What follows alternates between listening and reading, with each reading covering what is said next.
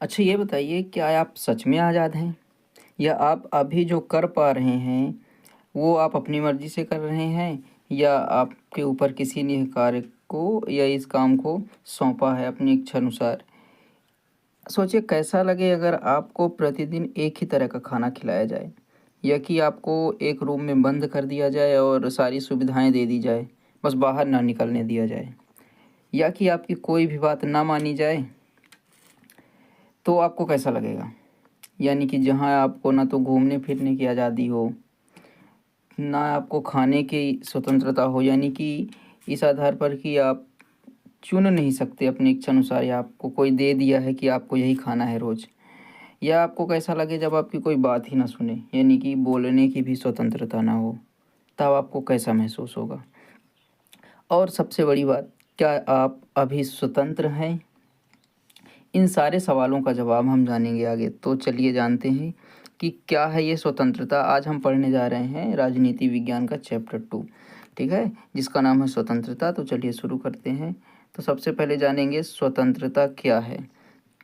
स्वतंत्रता यानी कि सीधे शब्दों में कहें तो एक तरह से आज़ादी ही स्वतंत्रता है, लेकिन स्वतंत्रता का जो अर्थ है, इसका ये मतलब निकलता है कि बिना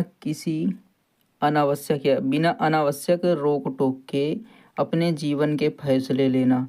अनावश्यक यानी कि फालतू के रोक-टोक के बिना, यानी ज़रूरत नहीं है तो कोई आपको रोके-टोके नहीं, तो बिना रोक-टोक के अपने जीवन के फैसले लेना। अगर आप ऐसा कर पा रहे हैं तो आप स्वतंत्र हैं, ठीक है? ये तो पहला हो गया। दूसरा एक क्या हो सकता है कि व्यक्ति पर बाहरी प्रतिबंधों का अभाव ही स्वतंत्रता है। बाहरी यानी कोई रोक-टोक ना करे किसी तरह का, तो व्यक्ति स्वतंत्र है। जे.एस. मिल, ये जे.एस. मिल जो हैं वो स्वतंत्रता के जनक हैं। क्या हैं? जनक। राजनीति विज्ञान में स्वतंत्रता का जनक जे.एस. मिल को ही माना गया है। तो ये क्या कहते हैं स्वतंत्रता के विषय में कि व्यक्ति अपने शरीर और मस्तिष्क पर संप्रभु संप्रभु है और समाज को केवल तभी हस्तक्षेप करना चाहिए जब किसी के कार्य से दूसरों को हानि पहुँचे। संप्रभु का मतलब अपने निर्णय खुद ले सकता है। कौन? व्यक्ति। कैसे निर्णय? जो शरीर और मस्तिष्क से जुड़े हो, ठीक है? और समाज को केवल तभी हस्तक्षेप करना चाहिए जब किसी के कार्य से दूसरों को हानि पहुँचे। यानी कोई व्यक्ति अगर अपने शरीर और अपने मस्तिष्क का उपयोग करके किसी को हानि पहुँचाए, तो वहाँ समाज क्या कर सकता है? हस्तक्षेप यानी दखलंदाजी कर सकता है, रोक-टोक कर सकता है। उसके अतिरिक्त कभी भी किसी भी मनुष्य के लिए कोई भी व्यक्ति, कोई भी संस्था, कोई भी सरकार, कोई भी समाज किसी तरह का हस्तक्षेप या रोक-टोक नहीं कर सकते वो, क्योंकि व्यक्ति को उसकी आज़ादी मिली हुई है, यानी कि स्वतंत्र है वो व्यक्ति। स्वतंत्रता के प्रकार को जान लेते हैं, क्योंकि स्वतंत्रता कई तरह की होती है। जैसे नकारात्मक स्वतंत्रता, ठीक है? नकारात्मक स्वतंत्रता में हम क्या जानेंगे कि इसका मतलब होगा बाहरी हस्तक्षेप का अभाव। अभाव यानी कमी। बाहर का कोई व्यक्ति कोई हस्तक्षेप ना करे। हस्तक्षेप मतलब समझ ही गए हैं, हस्तक्षेप का मतलब होता है दखल-अंदाज़ी, अंग्रेजी में बोले तो इंटरफेयर। यानी कोई हमें रोक-टोक ना करे। उदाहरण के लिए सरकार आपको बोलने से ना रोके। सिर्फ़ बोलने से नहीं, घूमने से, व्यापार करने से या खाने-पीने से, शादी-ब्याह करने से, किसी काम से ना रोके, ठीक है? तो ये क्या हो जाएगा? नकारात्मक। फिर सकारात्मक स्वतंत्रता क्या हो जाएगी? तो सकारात्मक स्वतंत्रता देखिए, मतलब अपने विकास के लिए अवसर मिलना। सिर्फ रोक-टोक न होना काफ़ी नहीं है, बल्कि आगे बढ़ने के मौके मिलने चाहिए। उदाहरण के लिए शिक्षा का अधिकार, नौकरी का अवसर। तो सकारात्मक स्वतंत्रता में आएगा कि अपने विकास के लिए अवसर मिलना, यानी व्यक्ति को अपने विकास के लिए मौके मिलने चाहिए। उसमें कोई रोक-टोक नहीं होना चाहिए, ठीक है ना? जैसे कि शिक्षा का अधिकार मिला हुआ है और नौकरी के अवसर, यदि आप योग्य हैं तो आपको नौकरी ज़रूर मिलेगी। उसके पहले आपको शिक्षित होना पड़ेगा, तो शिक्षा का अधिकार भी मिला हुआ है। ये तो हो गए प्रकार। फिर एक शब्द है समानता। तो क्या स्वतंत्रता और समानता में क्या अंतर है ना? तो ये दोनों एक दूसरे के आमने-सामने कैसे आके खड़े हुए हैं? तो देखिए, कभी-कभी स्वतंत्रता और समानता में टकराव होता है। जैसे अगर अमीर को पूरी आर्थिक स्वतंत्रता दी जाए तो गरीब और पीछे रह सकता है, इसलिए दोनों में संतुलन जरूरी है।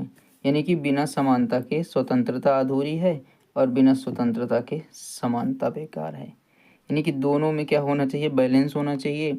और अमीर को पूरी स्वतंत्रता दे दी जाए, यानी उससे टैक्स भी ना लिया जाए, ठीक है। तो वो तो कुछ कुछ अमीर तो सिर्फ टैक्स ना देना पड़े इसलिए अपनी कमाई को या तो सीमित कर लेते हैं या कि फिर हालांकि कमाते भी हैं तो सरकार को कुछ रुपए टैक्स के रूप में देते हैं ताकि क्या हो जाए, वही टैक्स गरीबों के सहायता में आए, गरीबों का कल्याण में आए, तो क्या हो, दोनों समाज में ऊपर ऊपर चलें। यानी कि अमीर भी और गरीब भी समाज में अपना अस्तित्व बनाए रख सके। नहीं तो अगर यदि स्वतंत्रता दे दी जाए सिर्फ अमीरों को तो गरीब का तो फिर अस्तित्व ही खतरे में आ जाएगा। तो ये हो गया समानता और स्वतंत्रता में। फिर स्वतंत्रता की सीमाएं, यानी कोई लिमिटेशन होगी, है ना, हर चीज़ की लिमिट होती है। जैसे हानि सिद्धांत, किताब में आपके एक टॉपिक है हानि सिद्धांत। तो सभ्य समाज में किसी की स्वतंत्रता का हनन केवल इसलिए किया जा सकता है ताकि दूसरे को नुकसान पहुंचाने से रोका जा सके। सभ्य समाज और स्वतंत्रता का हनन और किया जा सकता है, यानी तीन चीज़ें हैं, ठीक है, तीन चीज़ें हैं। पहला क्या है कि सभ्य समाज, दूसरा स्वतंत्रता का हनन, तीसरा हनन किया जा सकता है, ठीक है।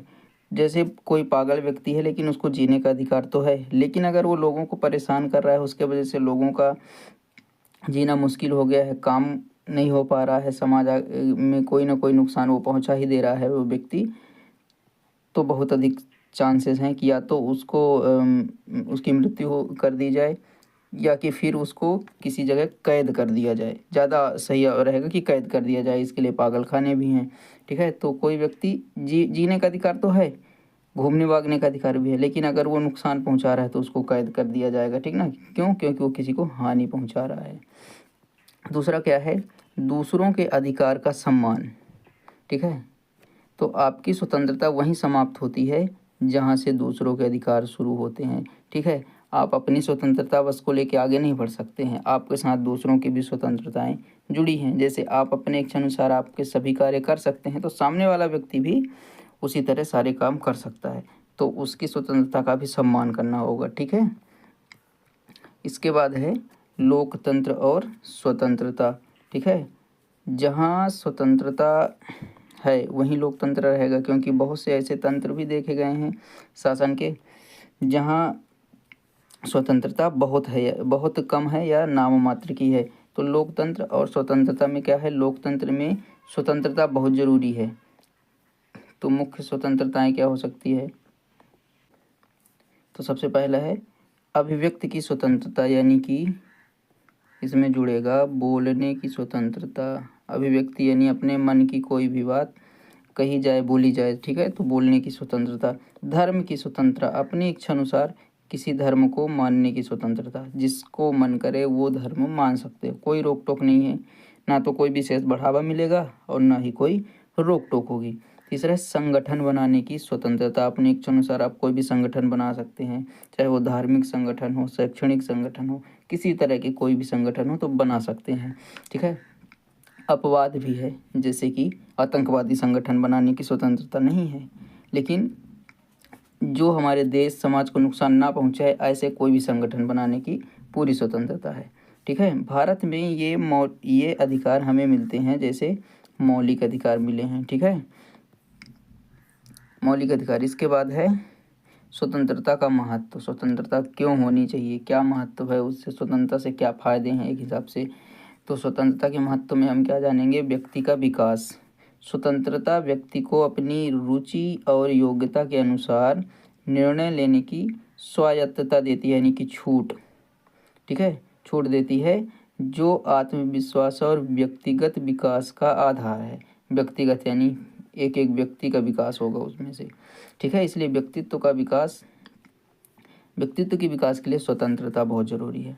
फिर समाज में नवाचार, कोई नई चीज़ हो तो जब व्यक्ति किसी प्रतिबंध के बिना यानी बिना किसी रोक टोक के काम करेगा तो निश्चित ही समाज में बहुत सारी नई नई चीज़ें लेके आएगा वो, ठीक है।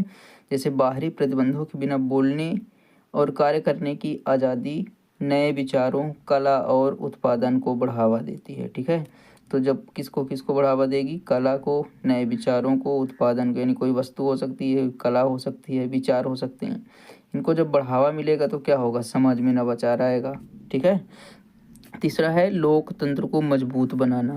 अगर स्वतंत्र रहेगा व्यक्ति तो अपनी इच्छा अनुसार समाज में काम करेगा, और अपनी इच्छा अनुसार जब काम करेगा सबका सुना जाएगा, तो क्या होगा, लोकतंत्र मजबूत होगा। जैसे आधुनिक लोकतंत्र में व्यक्तिगत स्वतंत्रता का विशेष महत्व है।